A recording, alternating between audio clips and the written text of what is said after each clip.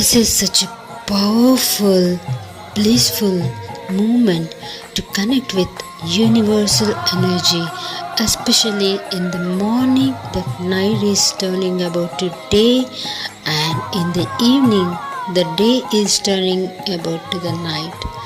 That energy frequencies, the soul peaks, and you feel the connection between your higher frequencies and the natural universal energies that floats in you.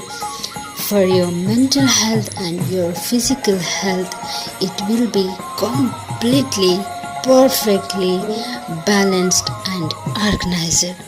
All we have to do, the connections, the breathe and the gratitude and the meditation practices.